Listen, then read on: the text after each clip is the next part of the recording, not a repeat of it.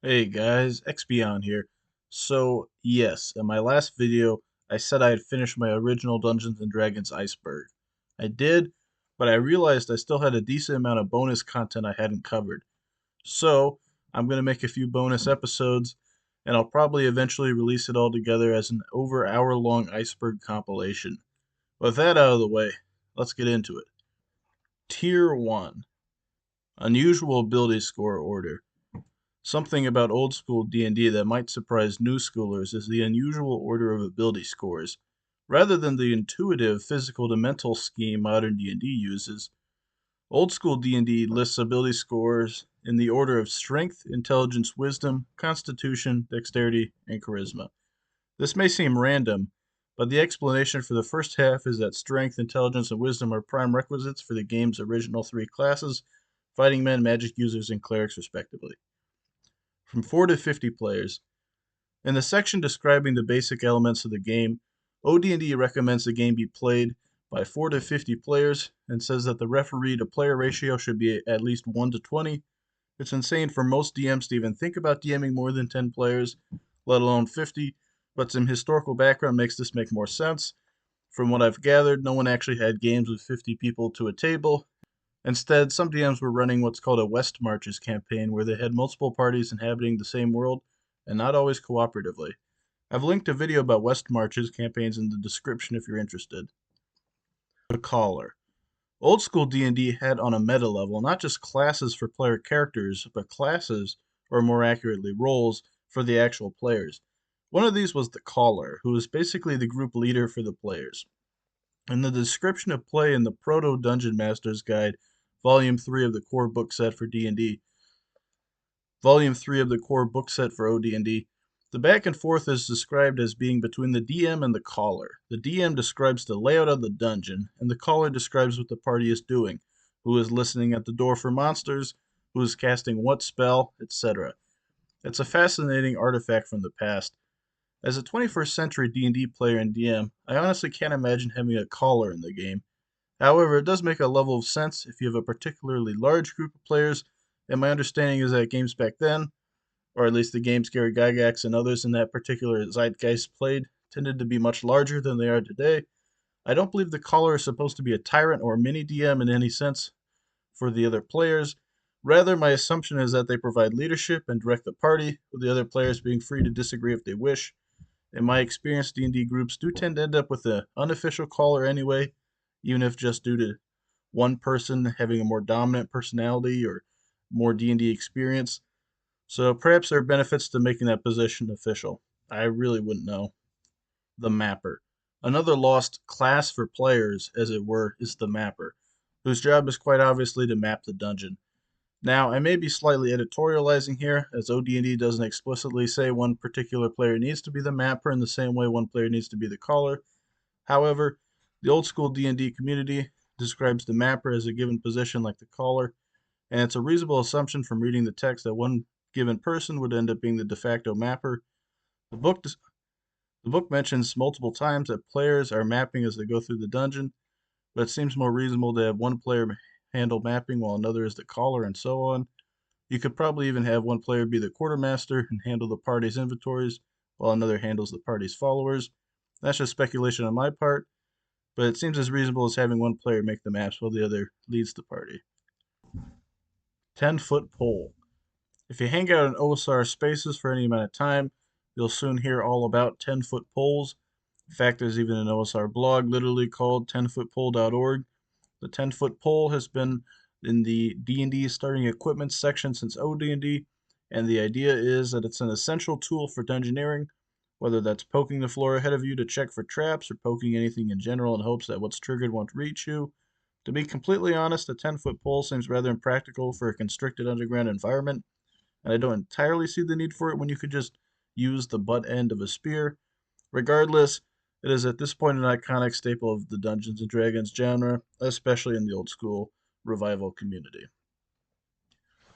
Dungeon doors are automatic. The dungeon was originally a very supernatural place, and perhaps nothing in it illustrates this fact like the behavior of doors. Despite doors being presumably ordinary and unspecial, they behave antagonistically. The book in the core set for DMs states that dungeon doors must be forced open through strength, yet they will automatically close unless they are spiked open. Even if they are spiked open, though, they have a one-third chance of closing anyway. To add insult to injury, dungeon doors will open automatically for monsters. On some level, this perhaps seems a bit goofy, but on another level, it seems tense, atmospheric, and supernatural, like the dungeon itself is hostile to your presence. That's quite cool, really.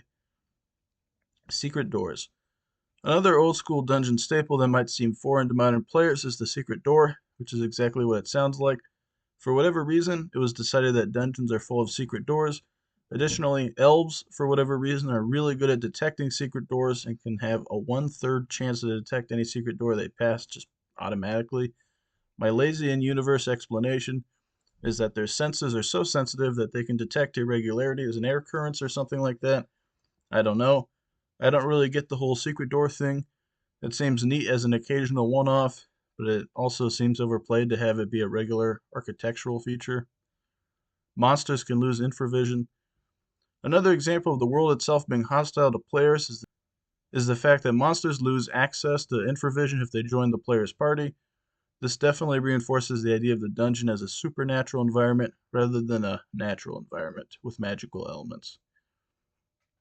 Fighting men are called fighters. OD&D is the only edition of D&D to call fighters fighting men, but it also calls them fighters many times in the text. It's actually quite bizarre. The core books actually refer to them as fighter 39 times, while only referring to them as fighting men 31 times. Despite that, their official title in the game is Fighting Man. I have absolutely no idea why that is the case. I don't know if they couldn't decide on what to call them, if they changed their mind partway through, or what. I know the version of OD&D I have is a later reprint, so perhaps they changed some of the references to fighting men to fighters in later prints. I truly have no idea, but it's slightly infuriating. Silver weapons. We all know that silver bullets are the best way to deal with werewolves, but it turns out silver weapons have other applications in D&D. Before I list every single application of silver weapons, I will mention that I don't truly know the rationale for this, whether it's literary, mythological, or otherwise. Anyway, silver weapons are especially good against wights, wraiths, specters, and lycanthropes. Wights are immune to normal missiles such as arrows or thrown daggers, but they take regular damage from silver missiles and take double damage from magical missiles. Wraiths take half damage from silver weapons and full damage from magic weapons. Presumably, regular weapons can't affect them.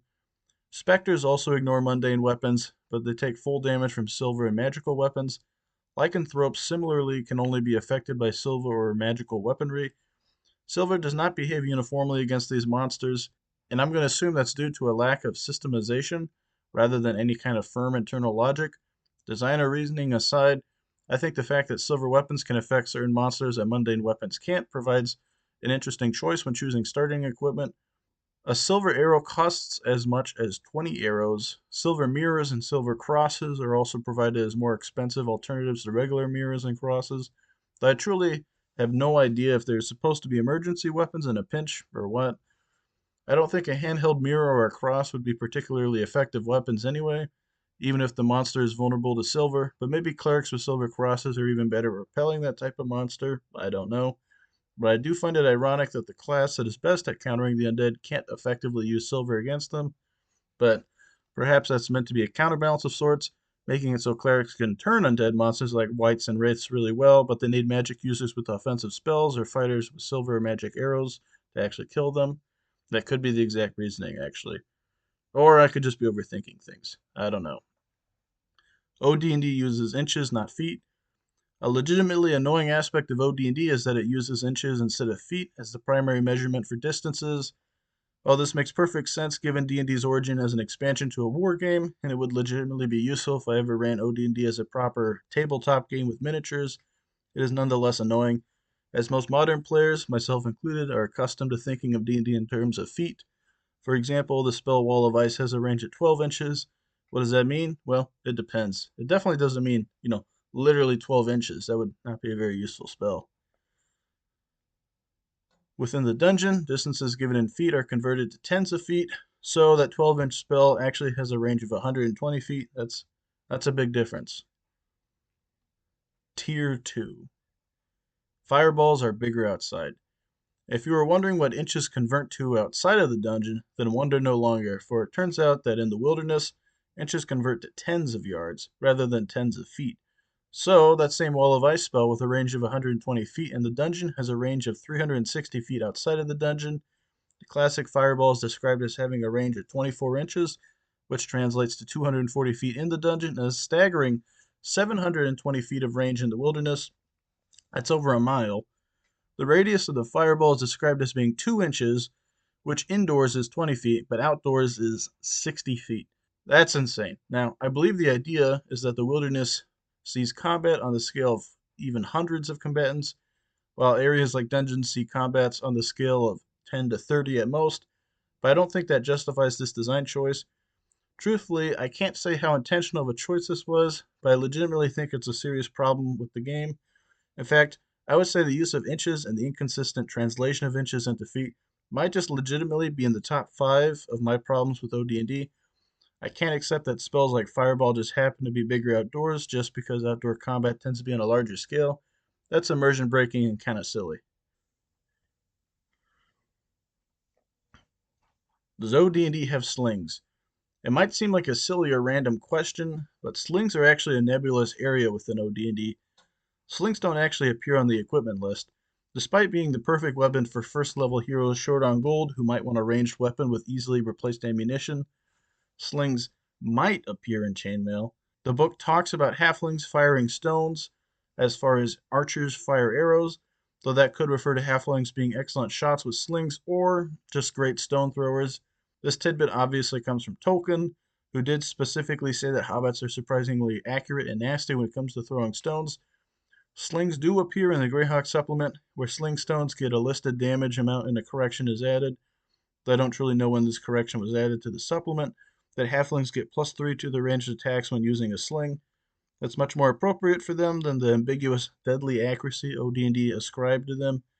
Plus, there's a natural trade-off where halflings are much more accurate with slings but do less damage against most enemies than a human archer would, due to sling stones doing d4 damage against normal-sized targets, while arrows do d6 damage against normal-sized targets. Honestly, I think this fix makes halflings feel much better for me, as I don't think the role OD&D gives them, which is bow-wielding sharpshooters with limited potential, makes the most sense. So OD&D eventually gained slings, though they never technically actually did get put on the equipment list, or gain a listed gold piece cost, or get a specific weapon range. It's a relevant conversation not just for halflings, but for clerics too, as other old school editions tend to allow clerics to only use slings as their ranged weapons, with stones being technically blunt and all, even though a sling would definitely cause you to bleed. But OD&D doesn't actually mention slings or ranged weapon access for them at all. Thus, it's actually somewhat nebulous whether clerics can use slings in OD&D, though I think most DMs would allow it. Aerial combat. Interestingly enough, OD&D has rules for aerial combat. The text shouts out Mike Carr in his game Fight in the Skies, later renamed Dawn Patrol. A short set of rules in OD&D are at least inspired by that game, though how much OD&D takes from Fight in the Skies in this respect is unknown to me. The rules provided involve making turns like a fighter jet might, diving, climbing, etc., as well as critical hits and hit location, which is interesting because D&D did not officially include critical hits for several years after this initial release, and the Blackmore supplement would add hit location rules later. Overall, I've never heard anyone talk about this system, so I don't know how many people ever actually used it. It does seem like a neat option to have for a specific cinematic duel between, say, a warrior on a Pegasus with a magic sword and an evil magician riding a magic carpet and shooting lightning bolts from his wand.